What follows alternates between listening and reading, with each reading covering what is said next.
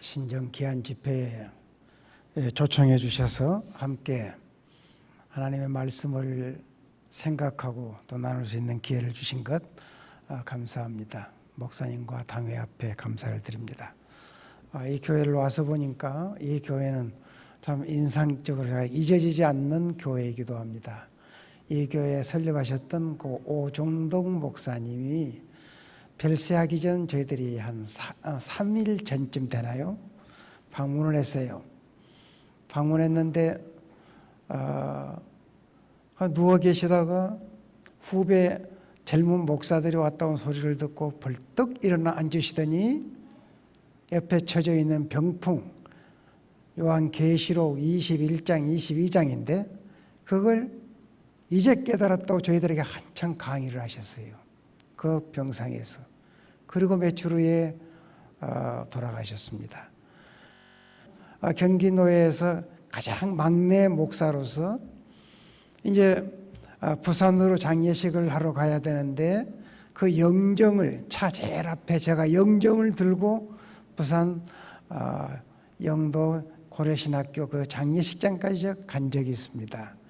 그래서 우리 오정동 목사님 제가 잊을 수 없고 그분의 그 아주 독특한 아주 인상적인 그런 강의들을 지금도 잊을 수가 없습니다. 와서 보니까 이 교회에 참으로 제 사랑하는 후배 목사님 아주 유능한 후배 목사님 오셔서 목회하는 소식을 듣고 참 감사했고요. 또 오늘 와서 보니까 여러 또 좋은 성도들도 뵙게 돼서 반갑습니다. 제가 이번 이 특별 신정 집회의 주제를 정하면서 이 비우고 채우시는 하나님, 이것은 신약 성경의 대주제이기도 하고 구약 성경의 주제이기도 합니다. 우리 예수님이 탄생하셨을 때 여드레째 되는 날 교회 지금 이 성전에 이 결례식을 하기 위해서 올라갔습니다. 그때에 나이 많으신 시므온이라고 하는 할아버지가 마리아의 품에 안겨있는 아기 예수를 받아 안고 애언을 합니다. 이 아기는 예루살렘에 많은 사람을 패하고 흥하게 하실 자라. 이 아이는 예루살렘의 많은 사람을 파괴하고 다시 일으켜 세우실 자다. 그런 예언을 합니다. 이것이 예수님이 이 세상에 오신 아주 함축적인 사역이기도 합니다. 예수님이 이 세상에 오셔서 하실 일이 옛것을 철저히 파괴시키고 새 것을 일으켜 세우시는 사역입니다. 그 사역에 대해서 구약의 한 사건, 그림처럼 아름다운 구약의 이 사건을 통해서 오늘 여러분들에게 신정을 맞이하고 또 한 해를 설계하는데 이 말씀이 여러분의 삶 속에 중요한 빛이 되기를 바랍니다. 혹 여러분 밀양이라고 하는 영화를 보셨는지 모르겠어요. 이창동 감독이 연출했던 밀양.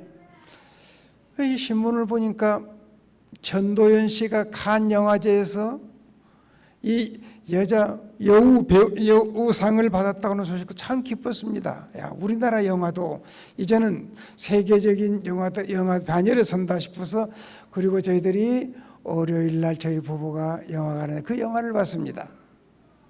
그 영화를 보신 분들은 혹 아시겠지만은 거기에 기독교가 등장합니다.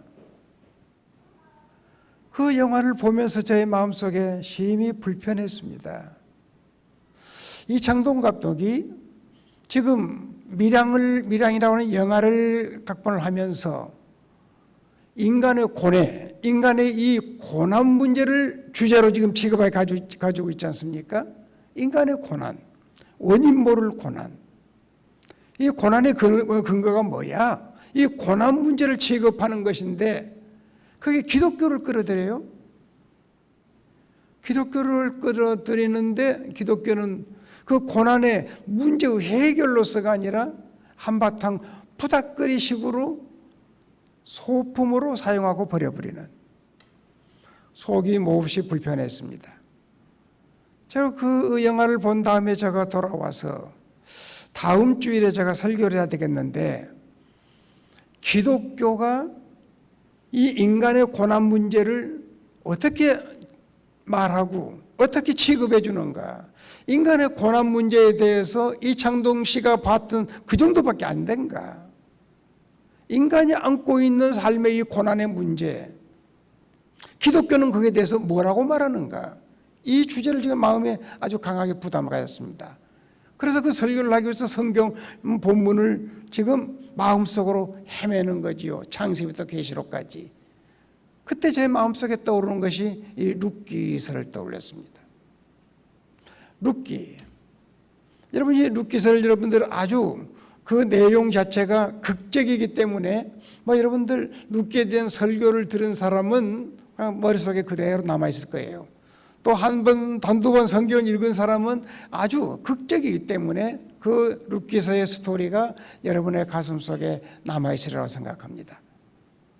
바로 이 문제는 기독교의 핵심적인 복음을 담고 있기 때문에 이 인간에게 줄 수 있는 복음, 구약적인 복음을 이 룻기서가 담고 있는 것입니다. 그래서 오늘은 이 첫 시간에 바로 이 주제에 비우고 채우시는 하나님, 이 주제를 한번 시간이 되는 데까지 제가 쭉 한번 연속해 가보도록 하겠습니다. 자, 오늘 본문을 읽었습니다마는 이 본문 그 앞에 있는 서론에 베들레헴의 엘리멜렉이라고 하는 한 가정이, 엘리멜렉을 가장으로 하는 가정이 그 땅에 흉년이 들었어요. 그래서 모압이라고 하는 지역으로 이주해 갑니다. 그 가족들은 부인 나오미, 그리고 아들 둘이 있었는데 기련, 말론, 이 네 식구가 이주해 갔습니다. 이주해 갔는데 거기에서 남편이 죽습니다. 그래서 서둘러서 나오미는 장성한 두 아들을 결혼을 시킵니다. 결혼했더니 자손 하나 남기지 아니하고 아들들도 차례로 다 죽어버립니다. 그 가정에 남아있는 사람은 시어머니 나오미하고 두 자부, 과부 두 자부, 이 세 여인만 남아있게 됩니다. 자, 이 사건을 성경 초두에 지금 이렇게 소개해 주고 있습니다.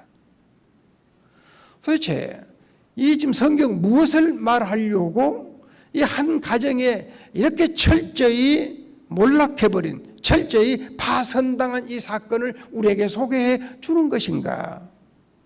여기서 우리는 잠시 좀 생각해 볼 것이 있습니다. 이 가정이 왜 이렇게 되었을까? 물론 높은 차원에서, 하나님의 주권 차원에서 보면 우리가 할 말이 없지만은 우리 인간편에서 몇 가지를 생각해 볼 이유가 있습니다. 이 가정의 문제가 뭡니까? 떠났다고 하는 문제입니다. 떠났다고 하는 문제입니다. 이들이 어디에서 어디로 떠났습니까? 베들레헴에서 어디로요? 모압이라는 지역으로 떠났습니다. 베들레헴은 어떤 의미가 있습니까? 베들레헴, 역사적인 유적이 있는 곳이고, 바로 그것으로 훗날에 다윗 왕이 태어날 것이고 우리 예수님이 탄생할 곳이죠. 뿐만 아니라 이 베들레헴은 그 말 자체 베이틀레헴, 이 떡의 집, 양식의 집이라는 그 이름입니다. 무엇보다도 베들레헴은 하나님의 법이 지배하는, 모세 율법이 통치하는 하나님의 나라의 상징입니다.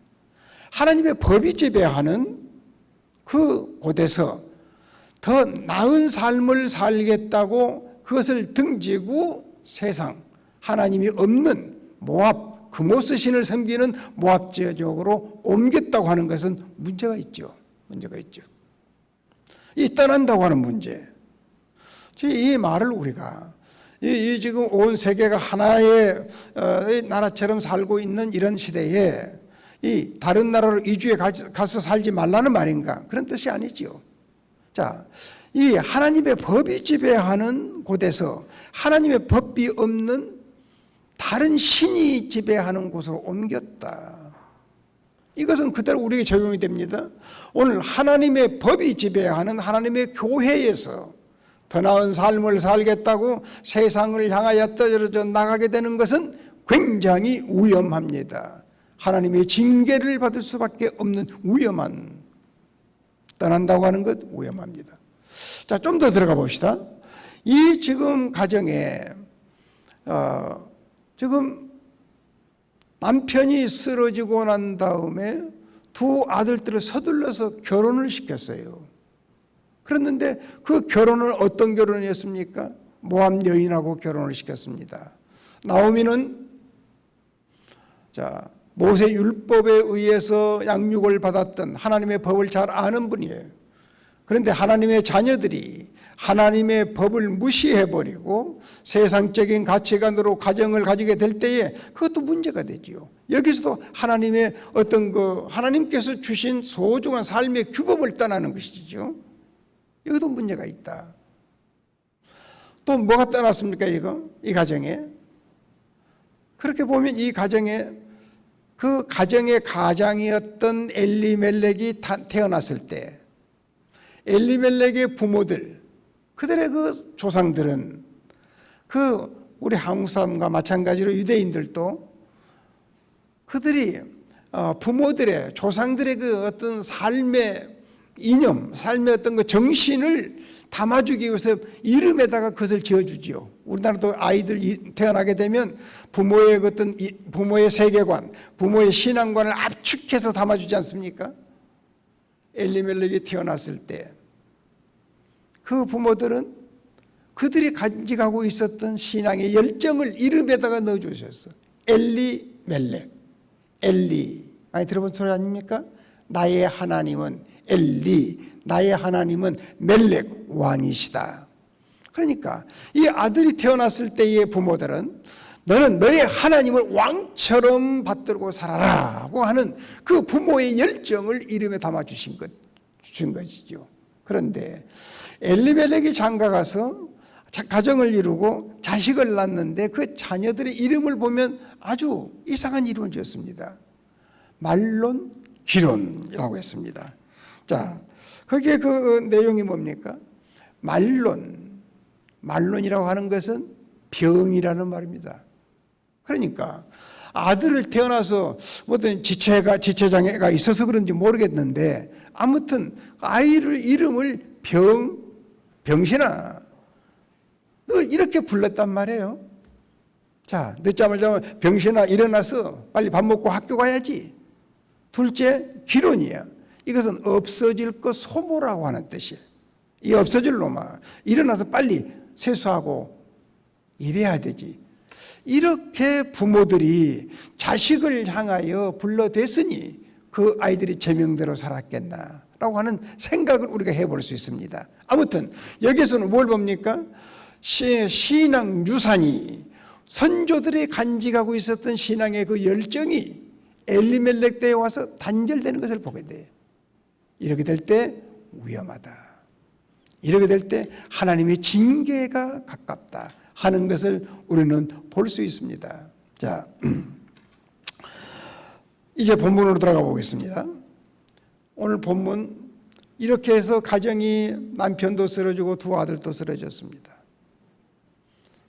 나오미는 무엇인가 마음에 잡히는 것이 있습니다. 그래서 서둘러서 모든 짐을 정리하고 고향으로 돌아갈 생각을 합니다. 고향으로 돌아갈 생각을 합니다. 이거 쉬운 일은 아니죠. 객지에서 성공을 해서 고향으로 돌아가는 것은 신나는 일인데 철저히 파손되어 가지고 남편도 아들도 다 죽어버린 다음에 그런 모습으로 고향에 돌아간다고 하는 것은 대단히 이거 참 어려운 일인데 나오미가 어찌하여 그런 어려운 그 결심을 했는지 다음 생각해 보겠습니다만은 아무튼 짐들을 정리하고 짐을 싸들고 이제는 고향을 향해서 돌아갑니다. 그런데 그 두 자부도 따라 나섭니다. 그래서 지금 이 본문을 여러분들이 머릿속에 상상을 하면서 연극을 한다고 한번 머릿속에 그려보시길 바랍니다. 배경은 추수 때입니다. 모든 배경이 노란 황금색으로 물들었다고 볼 수 있죠. 이 세 여인이 지금 어디에 있습니까? 모압이라고 하는 길에서 베들레헴이라고 하는 곳을 향하여 지금 걸어가고 있는 이 노상입니다. 어느 주막도 아니고 어느 초가집도 아니고 이 길에서 세 여인이 주고받는 내용이 오늘 본문입니다. 주고받는 내용이 오늘 본문입니다. 주로 대화를 시어머니가 말하지요. 뭘 말합니까? 너희들 이제 너희 친정으로 돌아가라. 돌아가서 인생을 재기하라. 너희들 매인 것이 있나 딸린 것이 있나 너희 이제 자유해. 그러니 너는 너희 친정으로 돌아가라. 돌아가라. 여기서 돌아가라고 하는 말을 거듭합니다. 돌아가라. 왜 소망이 없는 나를 따라오려고 하느냐. 돌아가라. 그래서 돌아가라 하면서 두 가지를 힘주어 강조합니다. 자, 돌아가라. 나에게는 소망이 없다. 너희들이 나를 바라보고 살 소망이 전혀 없다. 또 하나, 내가 너희들을 위해서 남편감을 구해줄 재간이 없다. 그러니 돌아가라고 이야기합니다. 자, 이 지금 세 여인이 주고받는 내용, 이 자부들, 이 룻과 오르바, 오르바는 나오미를 지금 따라가고 있습니다. 나오미는 이 사건 속에서 어떤 역할을 합니까? 하나님의 나라에서 온 사람이, 하나님의 나라를 아는 사람이에요. 그래서 이들 지금 하나님의 나라를 향해서 가고 있는데 두 여인은 이 나오미를 따라가는 과정입니다. 이렇게 구조를 보게 되면 두 여인의 주 역할을 나오미가 하고 있습니다. 그래서 나오미는 자기를 따르는 이 젊은 여인을 향하여 돌아가라고 합니다. 나를 따라오지 마라. 자, 그러고 보면 이 지금 사건을 우리가 좀 더 비약해서 보면 전 인류를 3등분해서 볼 수 있는 내용입니다. 나오미는 하나님을 잘 믿다가 세상에 깊숙이 빠져들었다가 뒤늦게 하나님을 향하여 돌아가는 자. 이 오르바는 분위기 따라서 하나님의 나라를 향하여 따라가다가 중도에 포기해버린 사람. 룻은 끝까지 그 하나님의 나라를 향해서 가는 나오미를 붙쫓아 끝까지 그 나라에 당도한 사람. 이렇게 보면 이 사건 속에 복음이 들어있습니다. 우리가 붙들어야 될 복음이 들어있습니다. 자, 이 사건은 우리가 신약 예수님의 사건으로 좀 넘어가서 생각해 봅시다. 예수님께서 그 명성이 아주 자자했을 때 주로 예수님 따라다녔던 사람들은 갈릴리 어부 출신들이죠. 한 번은 유대 사회의 아주 엘리트 서기관, 그분이 예수님 앞에 찾아왔습니다.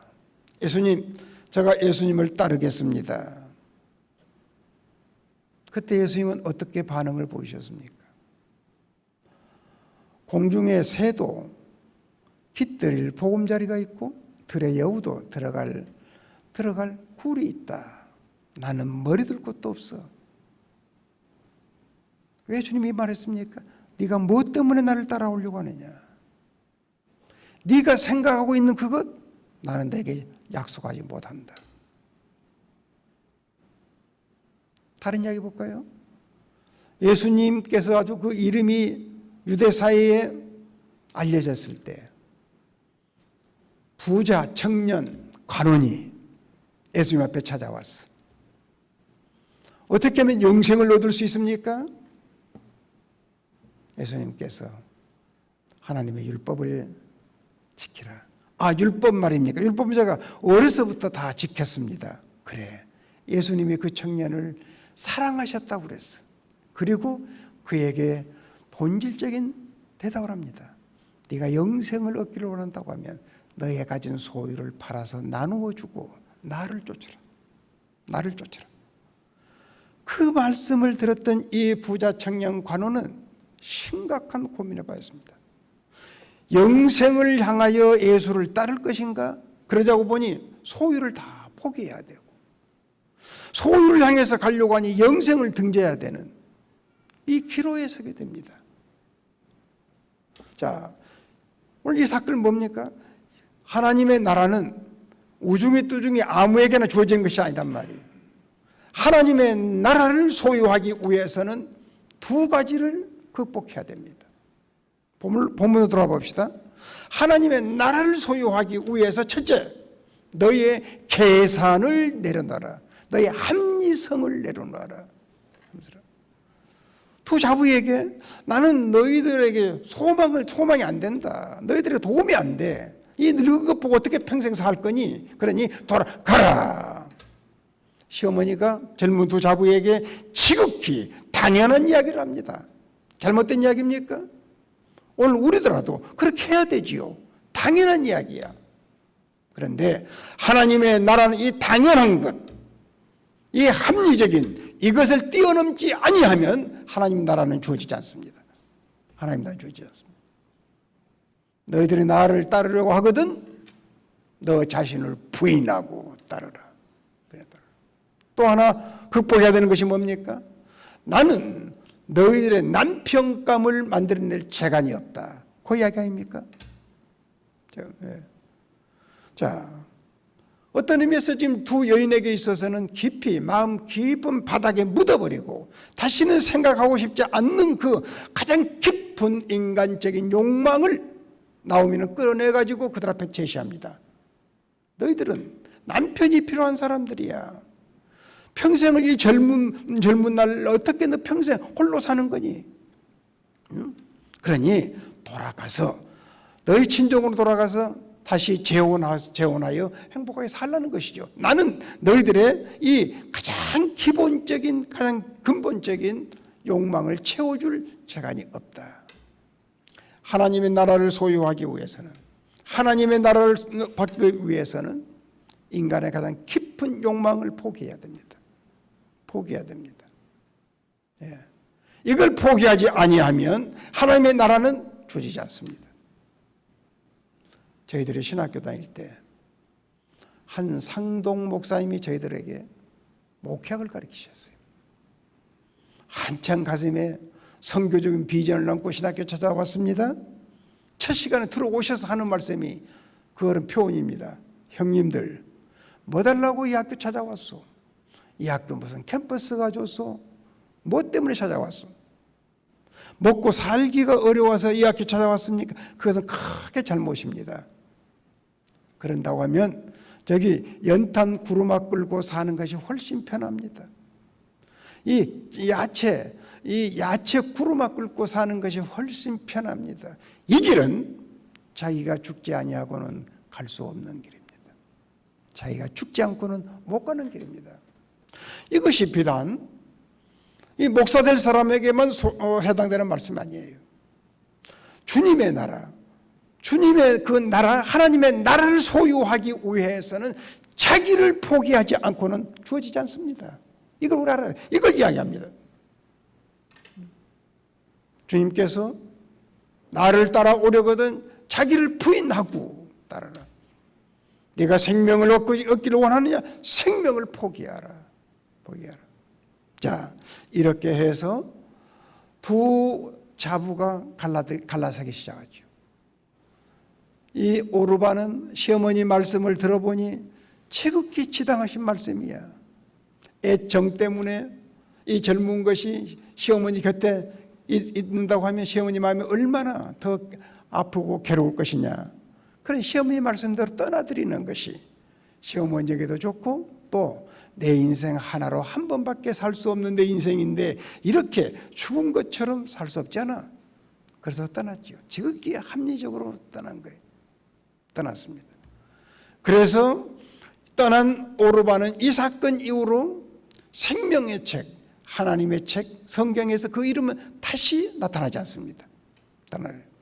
그런데 오르바는, 룻이라고 그런 마음이 없었겠어요?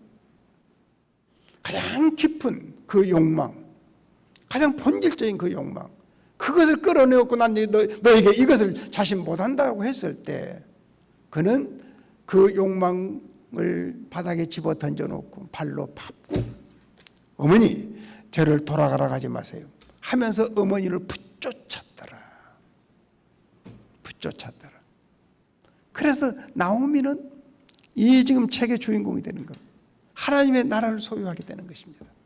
자, 이렇게 해서 세 사람이 지금 이제 첫에서 한 사람은 떨어져 나가고 두 자부 나오미하고 이 룻이 지금 이제는 가는 길을 계속 갑니다.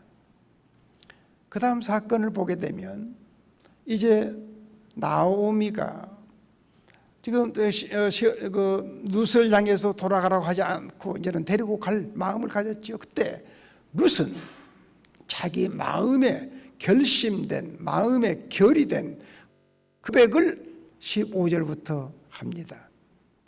그것은 오늘 우리들이 우리의 주 되시는 예수에게 고백해야 될 것입니다.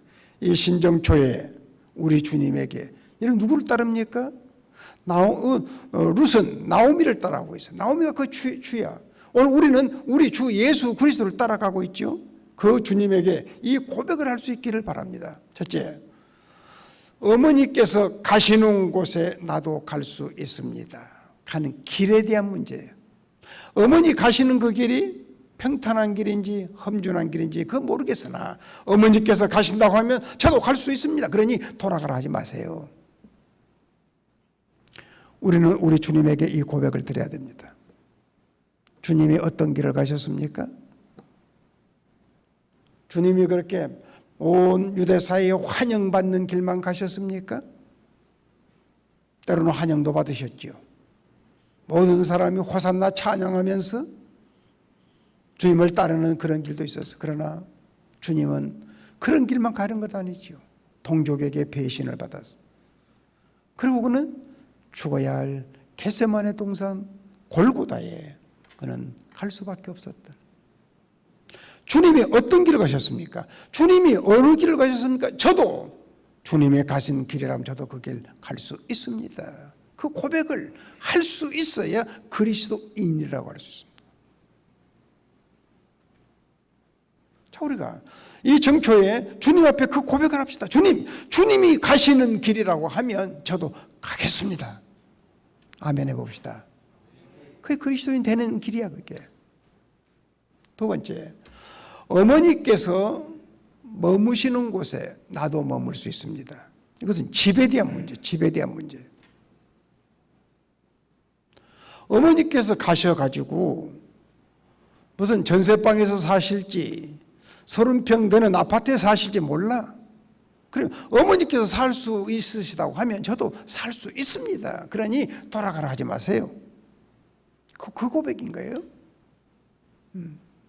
오늘 우리가 주를 믿는 성도들이 우리의 어떤 그 소명을 주님께서 나를 주의 자녀로 삼아주시고 주의 그 거룩한 그 그리스도인으로 살게 하셨다고 하면 우리는 사는 이 주택에 그렇게 우리가 신경 안 썼으면 좋겠습니다. 날마다 나오는 이 뉴스가 너 아파트 문제 아닙니까? 우리 그리스도인은 그것 좀 초연했으면 좋겠습니다. 초연했습니다. 우리 주님 말씀 그대로 보면 우리 주님은 한 평도 없으셨어. 머리 둘 곳도 없으신 분이야.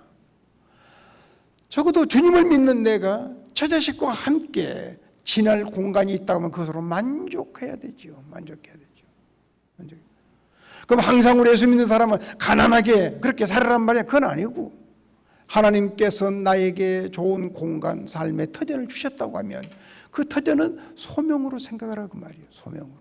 왜 나에게 이런 공간을 주셨을까? 왜 이런 거 주셨을까? 그런 공간을 통해서 하나님 나라에 기여하고 우리 교회로 적용해 본다고 하면 그런 공간을 위해서 우리가 주일날이면 찬양대 좀 데려다 밥도 해 먹이고 교사들도 데려다가 밥도 해 먹이고 하는 그런 공간으로 활용하도록 하기 위해서 하나님께서 우리에게 이런 넓은 공간을 주셨다고 사명으로 생각하면 그 가치가 있죠. 가치가. 제가 저기 상도동에 두레교회를 개척하게 될 때 이곳저곳에서 막 흩어진 사람들이 함께 개척할 사람들은 전부 이곳으로 이사를 와라. 그렇게 했어요. 주로 거기서 이제 처음에 개척을 하게 될 때는 학생들이 대다수였어요. 학생들. 그 상도동이 그 관악 캠퍼스 들어가는 입구 아닙니까? 그래서 학생들이 줄을 이뤘어요. 이 학생들, 지방에서 올라온 학생들, 늘 그 기숙사 밥 자취 먹는 그들에게 자, 교회에서 캠페인을 벌였습니다. 주일날이 되면 여러분의 집을 교회 근처로 이사 오랑 또 가수님들 이사 와요. 이사 와서 주일날이면 다 집을 오픈해라. 그래가지고 김치도 좀 담궈 놓고 먹을 것 좀 만들어 놓고 주일날 예배 드리고 나서 그 집에 와서 밥도 먹고 라면도 끓여 먹도록 좀 이렇게 초청을 해라. 그렇게 해서 그 붐이 일어났습니다. 자, 이 이제 세 곳으로 아름다운 교회가 지금 지어졌는데 참 이곳에 이 교회와 함께 목사님과 또 온 교회가 함께 멋있는 참으로 수정 같은 교회를 이루기 위해서 멀리 계시는 분들은 이곳으로 가능하면 이사 오셔서 함께 힘을 못 얻었으면 좋겠다 싶은 생각이 제가 마음이 듭니다.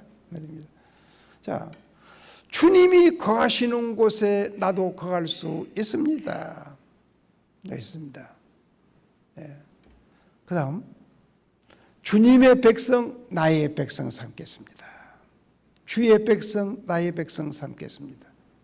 자, 이 모함 여인 룻이 유태인하고 결혼해서 잠시 살았지만 잘 몰라. 이제 그 유대로 지금 옮겨가고 있지 않습니까? 그러니 유태인에 대해서 잘 모르나 어머니의 백성이라고 하면 내 백성처럼 나도 사랑하고 섬기겠습니다. 그런 마음이죠. 이것도 우리 주님 앞에 고백해야 돼요. 주님께서 피 흘려 사신 주의 백성이라고 하면 그가 고상하든 유치하든 내 형제 내 백성처럼 내가 지극히 사랑하겠습니다. 그 고백, 그런 고백을 가지고 주셔야 돼요. 우리가 이건 내가 쉬운 것이 아니에요. 이게 쉬운 것이 아니더라고요. 제가 한 그 경험담, 이런 집회니까 경험담을 좀 이야기를 해보겠습니다. 네덜란드에서 목회를 하는데 지금 어느 지역에 미군 부대가 있는데 거기에서 우리 한국 자매들이 한 30-40명이 있대요. 교회에 예배드리기를 원한다는 소식이 온 거예요. 얼마나 반갑습니까? 그래서 교회 장로 집사들 동원해가지고 그들을 픽업해 오도록 했어요. 그들 와서 같이 예배를 드립니다. 예배 찬송을 부르다 뜨겁게 찬송을 하고 예배도 정말로 뜨겁게 드리는 그 아름다운 모습이 되어지는 거예요. 그런데 한 주, 두 주 지나니까 분위기가 싸늘해지기 시작을 해요. 한 집사님이 저에게 찾아오셔서 목사님, 저들이 누구인지 아세요? 누군데요? 저들은 양공주입니다. 저들과 같이 우리 신앙생활을 못합니다. 이렇게 나한테 대우질하는 거예요. 미국들과 사는 사람들을 그렇게 단죄를 하더라고요. 더 나오도록 하게 되면 이들 큰 상처를 주겠다 싶어서 그래서 그 부대에 연락해가지고 자, 이들이 당신네 식구들이지 않냐, 그 부대에 홀을 만들어라. 그러면 내가 가서 예배를 드려주겠다. 그래가지고 가서 예배를 드려줬어요.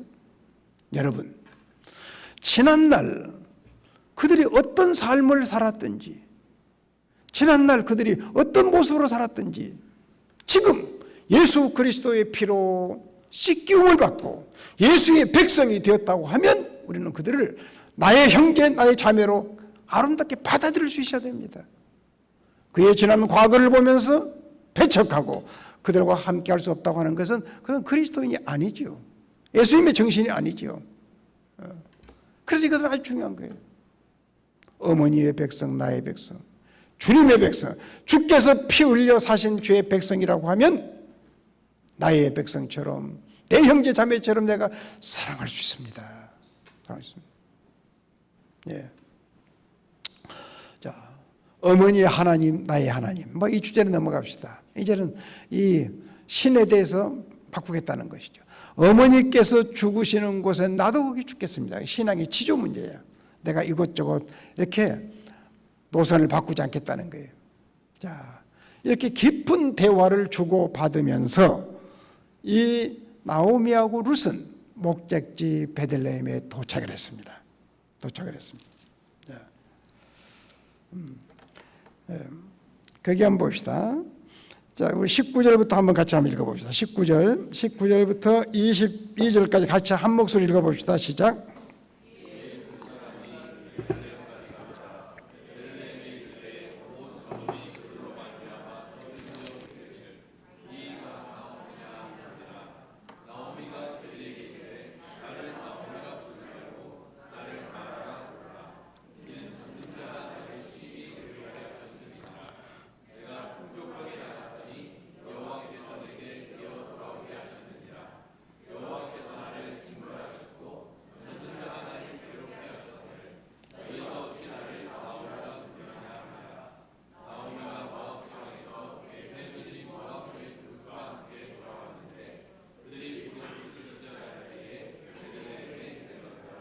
아멘.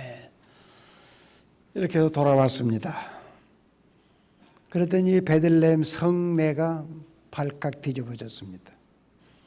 나오미가 돌아왔다는 소식을 듣고 온 마을이 소동이 일어났습니다. 이때 베들레헴 성에 있는 사람들이 이렇게 소동이 일어난 것은, 떠들어댄 것은 환영하기 위해서 떠드는 소리였을까요? 타락한 본성을 가진 인간들은 잘 때서 돌아온 것보다도 산산이 파손되고 파괴되어 돌아온 이들을 향해서 얼마나 가식감이 됩니까? 그 잘난 남편 어떻게 됐지? 더 잘 되겠다고 이웃도 뭣도 없이 애고 간다가더니 저 돌아온 꼴 좀 봐. 불쌍하디 불쌍한 딸 같은 자부 하나 데려왔대. 얼마나 떠들어댔겠어요. 그 소식이 나오미에게 들려. 나오미가 이 소식을 들었을 때 그는 당당하게 대처합니다. 아이고 내가 잘못 왔구나 그러지 않았습니다. 그런 그렇게 반응을 봅니다. 너희들 나를 이제는 나오미 기쁨이라고 하지 마라. 나를 마라라고 해라. 이 슬픔의 여인이라고 불러달라. 그러면서 하는 말이 여호와께서 나를 심히 괴롭게 하셨어. 내가 풍족하게 나갔더니 전능자가 나를 비워버렸어. 전능자가 나를 괴롭게 하셨어. 여호와께서 나를 산산이 파괴시켜버린 거야. 여러분, 이 짧은 말 속에 이 나오미의 가슴에 무엇이 가득 참을 느낄 수 있습니까? 무엇이 막 터져 나옵니까?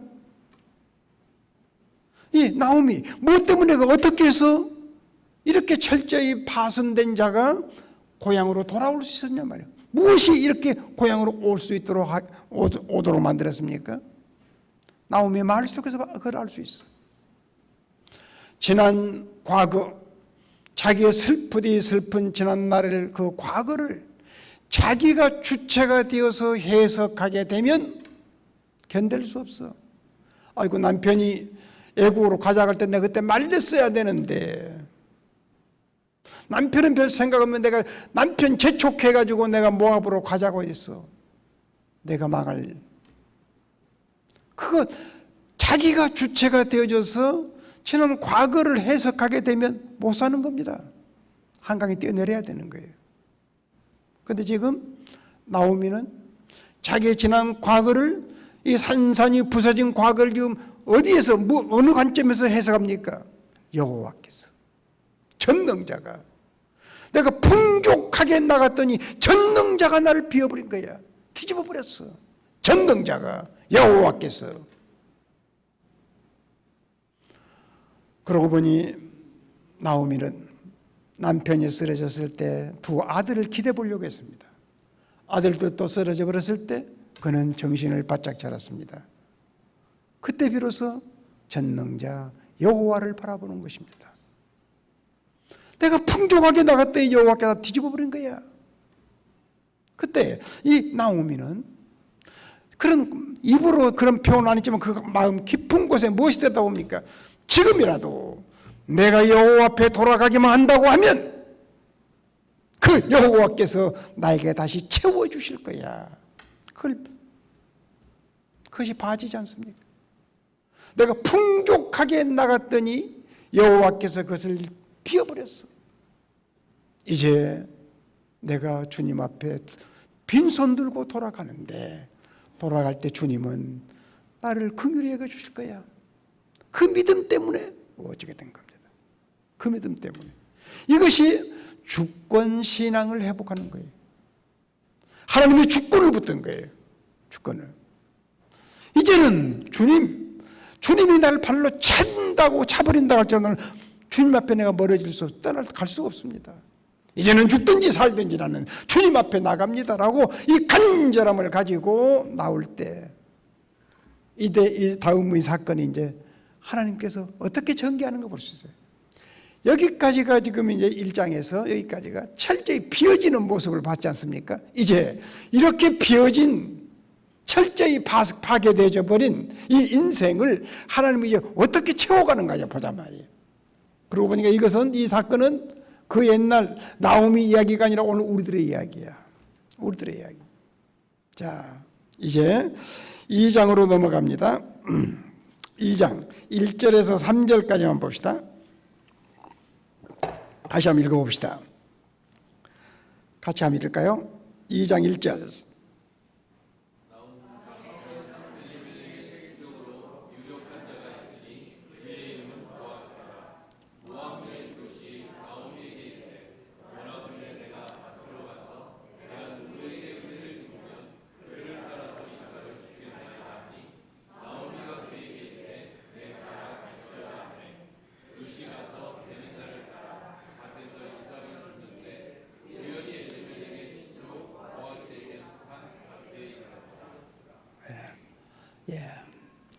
잠시 한번 이제 성령께서 아주 이 눕기서를 조직적으로 잘 정리해 주셨습니다. 자, 19절에서 22절까지는 돌아온 자, 이 나오미를 클로즈업 시켜줬다고 하면 이제 2장 1절 이하에는 돌아온 자 룻을 클로즈업 시킵니다. 자, 룻을 한번 생각해 봅시다. 룻이라고 하는 이 젊은 여인, 인생에 있어서 가장 고고하고 가장 이상으로 충만했던 때가 언제였을까? 이 룻이라고 하는 여인이 가장 순결한, 숭고한 이상을 품었을 때가 언제였을까요? 우리 자매들 많이 있는데 언제였을까? 부모의 사랑을 받으면서 더 나은 행복을 위해서 결혼을 준비할 때 아니겠나 싶어요. 결혼을 준비할 때. 더 나은 삶을 위해서 결혼을 했습니다. 결혼했는데 남편이 죽어버립니다. 인생이 한 계단 굴러떨어집니다. 남편이 죽었으면 어떻게 살 수 있는 근거라도 만들어놨으면 좋겠는데 아무것도 없지요. 자, 짐 같은 나이 많으신 시어머니가 짐처럼 그게 얹혀져 있습니다. 한 계단 더 굴러떨어졌습니다. 시어머니를 따라서 남편의 나라로 돌아와 봤더니 당장에 먹을 것이 없어. 끼니 걱정을 해야 돼. 인생의 저 바닥까지 굴러떨어져. 사람이 슬픔이 많지만은 배고픈 슬픔이 가장 슬픈 것 아닙니까? 그런데 지금 이 룻은 유대인들이 볼 때는 이방 여인은 당시에 길거리에 기어다니는 뱀이나 이방인 돌로 쳐서 죽일수록 의롭다고 생각했던, 사람 취급을 안 했던 그런 대접을 받는 그런 이 유대 땅에 와서 산단 말이에요. 자, 인생에 있어서 어떤 의미에서 가장 미친 게까지 굴러떨어지는 이 상태. 근데 룻은 나는 이런 삶을 살지 못하겠다고. 그래서 발버둥 치는 것이 아니라 주어진 환경을 받아들여 순응해요. 여기에 복음이 있습니다. 주님 앞에 귀한, 주님을 믿기로 작정한 그의 택한 백성들을 주님은 어디에서 기다리십니까? 저 높은 곳에서 한 계단 더 올라오라고 기다리시는 것이 아니라 저 낮은 곳에서 팔을 펴고 한 계단만 더 내려달라고 주님은 팔을 펴고 거기서 기다리는 거야. 많은 사람들이 예수를 믿지만은 주님의 손에 붙잡혀지지 못하고 그냥 고달픈 예수 믿다 고달프게 신앙생활하다 끝나는 사람이 많아. 왜 그렇습니까? 주님은 저 밑층에서 그를 오면 이끌고 가기 위해 팔을 벌리고 기다리는데 가까이 내려오지 못해서 나는 그런 건 못해요 하면서 바닥거리면서 내려가지 않기 때문에 주님의 손에 붙잡혀지질 않는 거야. 성도 여러분, 정말로 예수 믿어서 예수님이 주신 놀라운 흥분되는 그런 삶을 살기를 원하신다고 하면 주님이 인도하시는 이 섭리의 과정을 받아들이시길 바랍니다. 무슨 이런 생활을 하지 못하겠다고 그는 거부하지 않았죠. 자, 먹을 것이 없으니 시어머니에게 어머니 저로 하여금 밭에 가서 이삭을 줍도록 허락해 주세요. 자, 우리가 무엇인가 해봅시다 하고 그렇게 따지지 않았어요. 어머니 저로 하여금 무엇인가 하도록 허락해 주세요. 아주 정숙한 일 아닙니까? 예. 그래서 어머니의 허락을 받고 나가는데 어떻게 합니까? 3절 보면 우연히 멜리벨의 친족 보아스의 밭에 이르렀더라. 우연히. 자, 하나님 창조 세계에 우연히 있을 수 있는 것이냐? 예. 특별히 네덜란드의 칼빈 유자라고 할 수 있는 아브라함 카이프는 아주 그가 1880년에 자유대학을 설립하고 첫 그 교수 취임을 하면서 한 강연이 유명한 강의였습니다. 인간들의 모든 삶의 영역에서 한 뼘이라도 그것은 내 것이야 라고 말하지 아니하는 것은 아무것도 없다. 인간들의 삶의 모든 영역에 있어서 모든 영역은 다 내 것이다 라고 할 수 있는, 주님이 통제하지 않는 것은 없다는 것입니다. 그래서 이 유리창에 빗물이 흘러내린 것까지도 하나님의 섭리의 과정으로 흘러내린다고 생각하는 거예요. 자, 이렇게 본다고 하면 우연이라고 할 수 있나? 예, 이 우연이라고 하는 것은 인간이 생각할 때에 우연이라고밖에 생각할 수 없는, 우연이라고밖에 생각할 수 없는 아주 미미한 과정으로 하나님께서 우리를 인도해 가시는 것을 묘사한 내용이죠. 인도해 가시는. 자, 이렇게 아름답게 철저히 하나님만 섬기겠다고 돌아온 이 룻에게 오냐, 너 참 귀하다 하면서 하늘에서 축복의 보자기를 던져주는 것이 아니라 하나님은 그가 감지하지 못하도록 우연이라고밖에 할 수 없는 그런 길을 통하여 이 룻을 이제 인도해 갑니다. 자, 근데 우연히 어디로 어느 밭으로 갔습니까? 여기 우리가 앞으로 계속 살피겠습니다만은 이 엘리멜렉의 친족 보아스라고 하는 사람의 밭에 이르렀다. 베들레헴의 왕 같은 신분이 우연히 보아스의 밭에 이르게 되었다. 자, 그런 잘 모르죠. 그래서 이게 밭에 추수하는 밭에 이르게 되니까 아주 정숙한 여인이야. 자기 형편이 어렵다고 해서 막 남의 밭에 들어가서 이삭 줍는 것이 아니라 거기 보니까 관리인이 있고 사원들이 있어. 찾아가서 나는 이런 형편을 가진 사람인데 저로 하여금 이삭을 좀 줍도록 허락해 주세요. 그래서 그 사원이 이 이방 여인하고 대화를 충분히 했어. 참 들어보니 딱한 여인이거든. 그 허락해 주신 거야. 자, 이건 우리가 교회 생활을 하는데 중요한 원리가 담겨져 있습니다.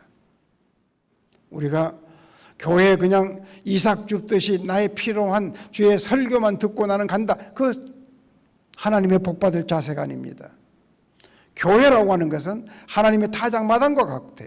이 교회에는 이 교회를 관리하는 사원이 있고 모든 관리하는 사람이 있어. 이 교회에 찾아오시는 분은 먼저 목사에게 상담을 해야 돼. 나는 이런 형편에 처해 있습니다. 내가 이 교회에서 신앙생활을 하기를 원합니다. 그래서 목사가 깊은 주고받은 상담 대화를 해야 되죠. 그래서 목사는 그의 형편을 묻습니다. 어떤 형편인지 잘 묻습니다. 그게 중요합니다. 왜 그렇습니까? 자, 이렇게 이삭을 줍고 있는데 그날따라 보아스라고 하는 사람이 밭 주인이 그 밭을 지금 찾아온 거예요. 낯선 여인이 이삭을 줍고 있는 것이 눈에 띕니다. 사환을 부릅니다. 저 여인은 누구냐? 보고합니다. 아침에 와서 이런 형편을 가지고 와서 제가 이삭을 줍도록 허락했습니다. 그런데 딱 한 분입니다. 그래. 그랬을 때 다음 사건이 이어져요.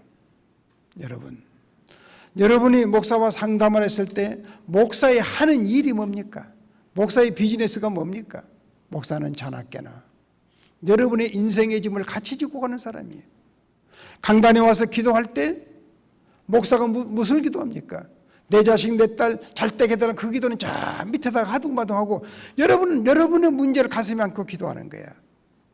아무개 우리 장로님, 우리 권사님, 우리 집사님, 최초로 나온 사람들 한 사람 한 사람을 주님 앞에 보고하죠. 그때 주님께서는 묻는 거야. 그 아무개가 어떤 사람이냐? 그때 주고받는 대화라는 거예요. 그때 여러분이 목사와 더불어서 상담을 한 그것이 주님 앞에 보고되는 거예요. 하나님이 몰라서가 아니라 이런 제도로 세워놨어. 목사의 목회적인 기도를 하나님은 받기를 원해서. 그래서 여러분들이 목사에게 그런 상담을 할 수 있어야 돼요. 여러분이 목사가 교회에서 기도를 하는데 우리 목사님이 나를 위해서 주님 앞에 어떤 보고를 할까 하면 생각해 보실 필요합니다. 나의 형편을 어떻게 보고하고 계실까? 나의 장점을 들어서 하나님 앞에 칭찬해 달라고 하는 보고일까? 아니면 나의 잘못된 것을 고쳐달라고 기도하실까? 생각해 보면 여러분의 교회 생활이 달라질 수 있어요. 목사의 하는 일이 그겁니다. 여러분을 위해서 기도하는 일이란 말이에요. 자, 넘어갑니다. 그런데 이제 보아스가 그 여인을 부릅니다. 참 이 사환으로부터 그 이야기를 들어본 참 딱하지요. 이방 여인이 시모를 모시고 여기까지 왔다. 시모를 위해서 공양하기 위해서 이 이삭을 주러 왔다. 너무 기특하단 말이에요. 그래서 룻을 부릅니다. 너 다른 밭으로 가지 마라. 내 밭에서 이삭을 줍도록 하라. 이 밭에서 이삭을 줍도록 하라. 여러분, 이 대목은 아주 또 중요하기 때문에 한 절 읽고 가봅시다. 자, 8절 같이 한번 읽어볼까요? 보아스가 룻에게 이르되 내 딸아 들으라. 이삭을 주우러 다른 밭으로 가지 말며 여기서 떠나지 말고 나의 소년들과 함께 있어라. 예, 다른 밭으로 가지 말고 내 밭에서 이삭을 줍도록 해라. 이걸 뭘 봅니까 여러분? 우리가 하나님 나라에 기회했을 때, 하나님을 믿겠다고 교회에 찾아들었을 때 각기 어떤 목적이 다를 수 있어요. 병 때문에 찾아온 사람도 있을 것이고, 생업 때문에 찾아온 사람도 있을 거고, 여러 가지 문제 때문에 첫 발을 교회에 들을 수가 있어. 그런데 하나님께서 이렇게 주님 앞에 나온 자들에게 1차적인 문제를 해결해 주는 과정이 있습니다. 나옴에게서 1차적인 문제가 뭡니까? 먹고 사는 문제예요. 먹고 사는 문제. 그것을 해결해 주는 거야. 너 다른 밭에 가지 마라. 내 밭에서 이삭을 주어 끼니를 연명하도록 해라. 예수를 믿다가 보면 그 불면증으로 시다른 사람이 어느 날 갑자기 자기도 모르게 깊은 숙면을 자고, 자기도 모르게 큰 병을 갖고 있었는데 교회 다니다 보니까 그것이 사라져버리는 경우도 있어요. 여러분, 그런 거 예수 믿다 보면 이런 경우가 있습니다. 1차적인 문제를 해결해 주십니다. 자, 그런데 이러한 하나님의 보아스의 배려를 받았던 룻이 10절 다 같이 읽어봐요. 룻이 엎드려 얼굴을 땅에 대고 절하며 그에게 이르되 나는 이방 여인이거늘 당신이 어찌하여 내게 은혜를 베푸시며 나를 돌아보시나이까. 큰 부자가 그 이삭 좀 주우라고 했다는 거 대단한 거예요. 그러나 그를 받는 사람으로서는 너무도 큰 배려지요. 큰 긍휼이죠. 그래서 이 룻으로서는 너무도 감사하고 너무도 참 귀해서 그 보아스라는 사람 앞에 엎드려 절을 했다. 그래서 헬라 말로, 히브리 말로 이 절한다는 말과 예배한다는 말이 같은 단어입니다. 절했다. 자, 이것이 필요합니다. 나에게 필요해서 내가 주님을 찾았는데 그 하나님이 해결해 주었다. 신약 사건 한번 연결시켜 볼까요? 10명의 나병 환자서 예수님이 지나간다는 소식을 듣고 탈출했어. 그래서 예수님을 불렀어. 예수님은 가던 길을 멈추고 그 나병 환자들 10명을 자기 앞으로 불러 모아. 어째주기를 바라냐. 그 나병을 보면서 예수님께서는 참 불쌍하지요. 자, 가라. 가서 제사장에게 보여라. 그들은 예수의 이 말을 듣고 소위 저는 신나게 소망을 가지고 제사장에게 지금 보이기 위해서 달려갑니다. 달려가는데 모두가 다 살결이 어린아이의 살결처럼 바뀌어지는 거야. 깨끗해진 거야. 그런데 그 중에 한 명만, 사마리아 출신 한 명만 예수님 앞으로 다시 돌아와. 나머지는 신나서 자기 친척, 자기 가족으로 돌아가 버렸어. 예수님 앞에 가다 말고는 예수님 앞에 돌아왔습니다. 예수님 무릎에 엎드렸습니다. 흐느껴 옵니다. 예수님은 그걸 들여다봐. 고침받은 사람이 너 혼자뿐이냐? 나머지는 어디 갔느냐? 그래서 우리는 뭘 봅니까? 주님의 긍휼을 입었으면 주님 앞에 감사할 줄 알기를 주님은 기다리고 있어요. 그런데 9명은 제 길로 가버린 거야. 한 사람만이 돌아와서 흐느껴 감격하죠. 내 인생을 당신이 회복해 주신 겁니다. 나를 재창조를 해주신 분입니다. 이걸 알아야 돼요. 자, 이렇게 했을 때 주님께서는 이 돌아온 나병 환자에게 어떻게 합니까? 네가 가라. 네가 구원을 얻었느니라. 육체적인 이 일차적인 문제가 아니라 이제는 신령한 복을 주는 거야. 네가 구원을 얻었느니라. 이 복을 받아야 돼. 이 복을. 열심히 기도해가지고 자식 잘 됐다, 직장이 잘 됐다, 건강해졌다, 그것으로 끝나면 아무런 의미가 없어. 주님 앞에 주님이 내게 허락하신 그것을 감사했더니, 정말로 온 힘을 다하여 경배드렸더니 주님께서는 다음 차원의 복을 주셔. 다음 차원의. 그 복이 뭡니까? 자, 루대 입장에서 다음 차원의 복을 봅시다. 자, 룻이 엎드려 얼굴을 땅에 대고 절하며 그에게 이르되 나는 이방 여인을 당신이 어찌하여 내게 은혜를 베푸시며 나를 돌아보시나이까.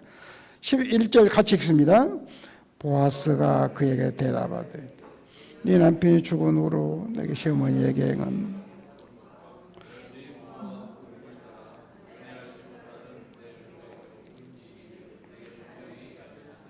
12절 여호와께서 내게 행한 일에 보답하기를 원하며 이스라엘의 하나님 여호와께서 그의 날개 아래 보호받으러 온 너에게 온전한 상 주시기를 원하노라 하는지라. 내가 너에 대해서 다 들었다.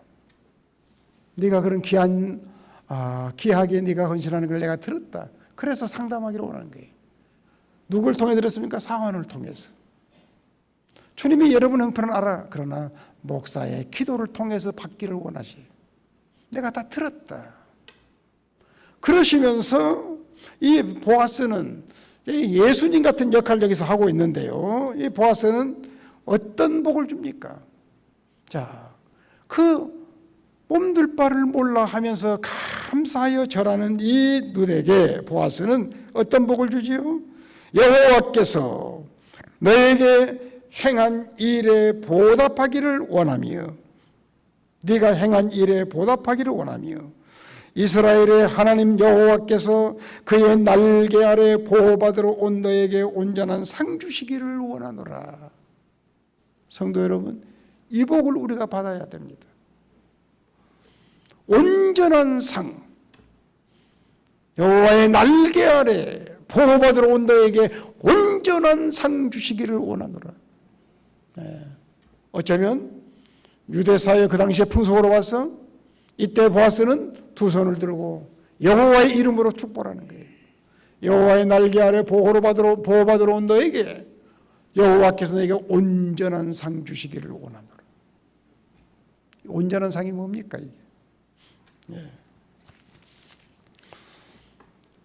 여러 가지로 해석할 수 있습니다만 집약한다고 하면 하나님이 우리를 창조하셨을 때 우리에게 담아주신 그 하나님의 비전이 있어. 하나님의 뜻이 우리에게 있어. 그 죄로 망가져 버렸어요.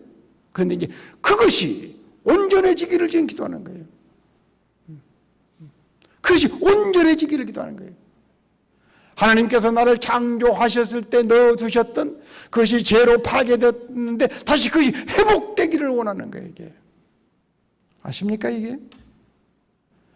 주님 앞에 감사했더니 지극히 일반적인 것을 감사했더니 1차적인 것에 대해서 감사했더니 주님께서는 이제는 신령한 것으로 복을 주시고 네가 온전한 상 받기를 원하노라.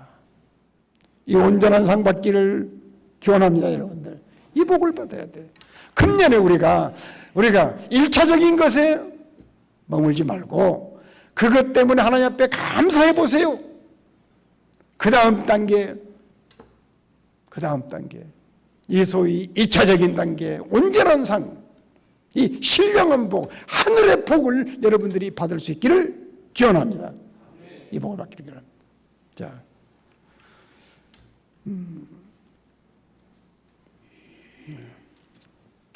이렇게 보니까 이 지금 본문이 우리의 영적 상태를 계속 이렇게 그 영적 어떤 그 계단을 계속 올라가는 것이 지금 보여주고 있습니다. 그래 이 지금 보아스가 이 복을 베푸니까 룻은 그 복을 받은 다음에 아이고 어르신 나는 그것은 말로 관심이 없습니다. 먹고 사는 것이 그것만 이것만 가져도 충분합니다. 그러지 않았어. 이 보아스가 룻에게 주신 신령한 복으로 알아봐. 룻은 저 같은 것에게 이런 복을 주십니까? 그 다음 그렇게 나와요. 당신이 종의 하나만 또 못한 저에게 이 놀라운 복을 저에게 베푸십니까? 또 이렇게 감사하죠. 예. 이렇게 감사하는 룻에게 이제 14절로 갑니다. 식사할 때에 보아스가 룻에게 이르되 이리로 와서 떡을 먹으며 내 떡 조각을 초에 찍으라. 하므로 룻이 곡식 빼는 자 곁에 앉으니 그가 볶은 곡식을 주매 룻이 배불리 먹고 남았더라. 네. 이제 아마 오찬 시간이 됐던가 봐요. 보아스가 룻을 초청을 해. 같이 식탁을 하자고. 어찌 보면 보아스의 식탁 앞에 앉혀놓고 이것도 먹어봐라. 자, 이 떡을 이 치즈에도 찍어 먹어봐라. 주는 거예요. 이 왕 같은 신분, 대부호, 이 보아스의 이 호의, 이 관심, 룻이 이것을 받을 때 어떤 마음을 가졌을까요? 남편 죽어버리고 유대 땅에 왔을 때 마치 참 이 짐승처럼 대접받는 그런 비참한 신분이었었는데 지금 룻은 어떤 대우를 받습니까? 이 베들레헴의 왕 같은 신분에 지금 사랑의 호의를 받는 거야. 그분의 관심을 받는 거야. 그때 룻은 어떤 마음을 가졌을까? 나도 이런 사람 대접 받을 존재인가? 자기는 아예 자기를 생각하지 않았어. 철저히 자기는 무시하고 그냥 생존하게 살았는데 이런 대접을 받는 거야. 이것도 먹어봐라. 이것도 먹어봐라. 보아니 룻은 나도 이런 사람 대접 받을 수 있는 신분인가? 얼마나 황송했겠어요. 예, 이 단계가 있습니다. 신앙생활 하면서 교회 다니는데 처음에는 목사님의 설교가 귀에 잘 안 들어와. 목사님의 그 말씀이 귀에 쏠쏠 들을 때가 있어. 그 말씀을 먹고 강단에서 떼어주는 그 말씀을 이렇게 달게 먹는 순간 나도 모르게 내가 놓쳐버렸던, 내가 잊어버렸던 나의 이상이, 나의 본질적인 이상이 속에 살아나는 거예요. 살아나는 거예요. 내가 이렇게 다른 사람의 굽실거리면서 사는 존재가 아니야. 나도 속에서 하나님께서 나를 지어주시는 본래의 그 이상이 속에서 살아나. 하나님의 말씀을 먹었더니 그런 생각이 나요. 그래서 여러분들 주일날 이게 강단에서 떼어주는 이 마치 떡과 같은 이 떡을 잘 먹게 되면 잊어버렸던, 어쩌면 묻혀져 버렸던 나의 이상이 속에서 살아나요. 제가 출신이 전라도입니다. 신학교는 부산에 다녔습니다. 전라도 말하고 경상도 말하고 짬뽕이 되져가지고 제가 서울에서 우리 동기 중에서 서울 제일 먼저 이렇게 와서 개척을 한 편이었었는데 초기에 모다들이 전라도 말도 아니고 경상도 말도 아니고 이상한 말을 하는 거예요. 저기 삼일교회를 개척을 했었는데요. 우리 교단 삼일교회죠. 개봉동에서 했는데. 네. 자, 그러다가 어쩌다가 또 하나님께서 저를 교목을 갖다가 햇불회라고 신동아 그룹 햇불재단 거기 제가 초대 원목을 했습니다. 초대 원목을 했는데 저 63 빌딩을 한참 지어놓고 상장 예배 빔을 다 엮어놓고 마지막 하나 올리면서 예배를 드렸는데 그때 제4공화국 때 했으니까 전두환 대통령 시절에 했으니까 경제 참모들이 다 모이는 속이었어요. 근데 최 회장이 저를 부르더니 이 예배는 장 목사님이 사회를 하고 장 목사님이 설교를 해주세요. 다른 순서는 남께 맡기십시오. 그때 이 햇불에 주로 강사로 왔던 분이 조용기 목사, 곽선희 목사, 또 김선도 뭐 이런 분들이 주로 이제 그분들을 맡기라 하지 않고 사회는 당신이 하고 설교를 목사님 해주세요. 다른 기도니 무슨 다른 것은 맡겨줬습니다. 그때가 30대 초였어요. 얼마나 쫄았겠어요? 지금 생각하면 아무것도 아닌데 그때 제가 경상도, 전라도 이게 지방에서 지방 출신이 되니까 이 서울이라면 괜히 주눅 들렸는데 저의 마음속에 하나님께서 나에게 이 긍지를 심어주시는구나. 긍지를 심어주시는구나. 예. 자, 우리가 하나님의 말씀을 먹게 되면 자기는 상상도 하지 못했던 자기의 어떤 이상을 키워주셔. 나는 상상도 안 했는데 하나님께서 원하셨던 하나님 원래 담아놓으신 그것을 드러내 주시는 거예요. 이런 놀라운 역사가 이 금년에 여러분의 삶 속에 일어나기를 바랍니다. 네. 자, 이제 하고 식사를 한 다음에 룻은 자기의 분수를 아는 여인이죠. 그것도 자기가 허락한 곳에 가서 이삭을 열심히 주러 갔어. 그런데 주인 보아스는 사원들을 불러가지고 저 여인이 심히 불쌍한 여인이 아니냐. 그러니 너희들이 깨끗이 쓸어가게 되면 죽을 것이 없지 않겠니? 그러니까 적당하게 뽑아놓고 가라. 단 사이에 떨어진 것도 죽는 것 금하지 마라. 그렇게 다 이릅니다.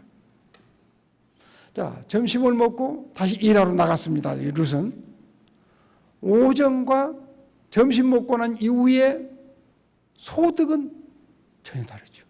오전에는 이곳에서 한 톨 저곳에 뛰어다니면서 근근히 주워 담았는데 주인 보아스 앞에서 맛있는 음식을 배불리 먹고 온 다음에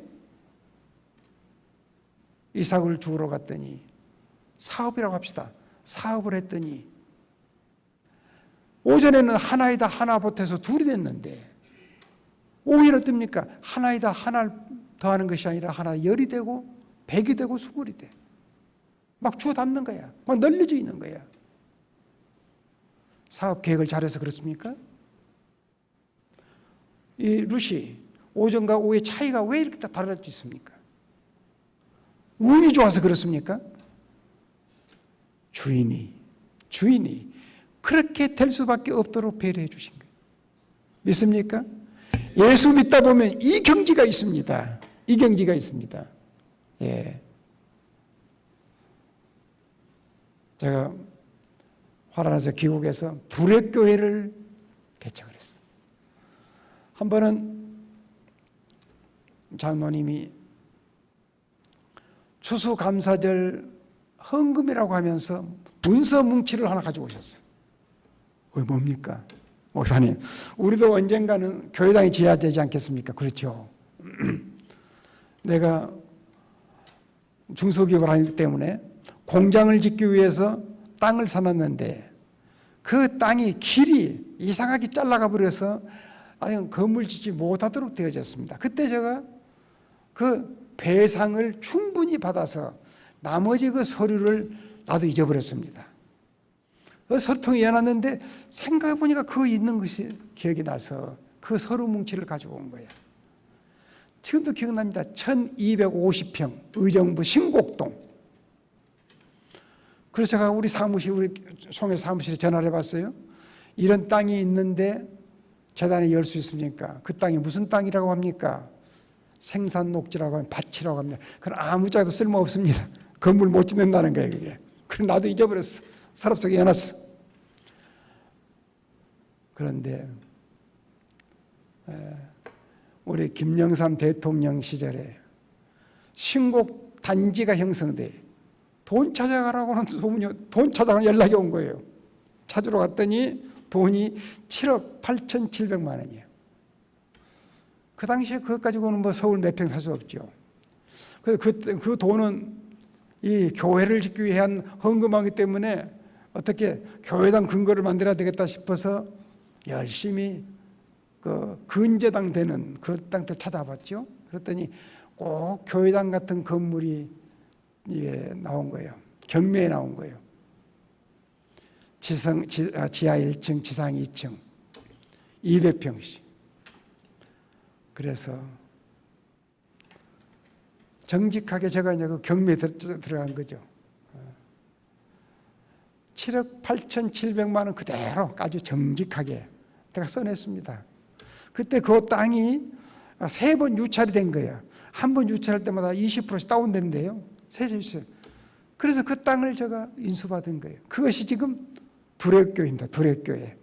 두레교회 딱 보면 외곽에 직사각형으로 이렇게 돼 있잖아요. 그렇게 된 거예요. 그때 저는 교회당 짓는다고 하는 것은 머릿속에 개념이 없었어. 모여드는 이 학생들한테 잘 양육해 놓으면 이들이 교회를 위해서 한국 사회를 위해서 일할 수 이것만 생각을 했지 교회당은 생각도 안 했어요. 그래서 학생들 오게 되면 등록금이 부족하면 등록금 만들어주고 하는 일. 우리 목사님도 SFC 운동을 해서 그런 정신이 많을 거예요. 이 청년들 길러 놓으면 내일에 교회와 조국의 소망이 있다. 그랬는데 전혀 뜻밖의 하나님께서 교회당을 그렇게 주시더라고요. 교회당을. 예. 자, 이 본문을 생각하면 그 생각납니다. 예. 나는 하나이다. 하나 붙으면 둘이 되는 줄 알았는데 하나님은 그것이 열이 되게 하고 백이 되게 하고 이런 놀라운 역사가. 예. 자, 이제 마무리하겠습니다. 그래서 이 나오미, 룻 처절히 망가져서 하나님 앞에 돌아왔습니다. 하나님 앞으로 돌아온 이들을 하나님이 어디까지 높여주십니까? 나오미는 4장에 보면 아주 그 자부 룻이 오벳과 결혼을 했죠. 보아스하고 결혼을 하죠. 보아스하고 결혼을 해가지고 오벳을 낳았어. 오벳이 누구를 낳습니까? 이새를 낳아. 이새가 누구를 낳습니까? 다윗을 낳아. 그래서 이 룻은 어디까지 올라갑니까? 다른 여인이 올라가지 없는 예수님의 족보에까지 올라가. 예수님의 족보에까지. 이렇게 높여주시는 거예요. 천상의 인물까지 됩니다. 자, 보아스는 철저히 자기는 이제는 아무런 소망이 없다고 생각했는데 룻이 오벳을 낳았을 때 이 아들은 내 아들이야. 동네 모든 사람들이 10아들보다 소중한 자부가 너에게 난 아들이다 라고 하면서 이 아들이 너의 말년을 봉양하게 될 것이다. 그래서 하나님께서 철저히 망가진 이들을 하나님 앞으로 돌아왔을 때 다시 하나님께 어디까지 세워줍니까? 우리 예수님의 족보에까지 올라가 최고의 영광스러운 자리까지. 뿐만 아니라 1차적으로는 베들레헴 대부호의 가정의 부인이 되고, 그래서 오고 오는 우리 예수님의 족보가 되어지는, 조상이 되어지는 이런 놀라운 축복이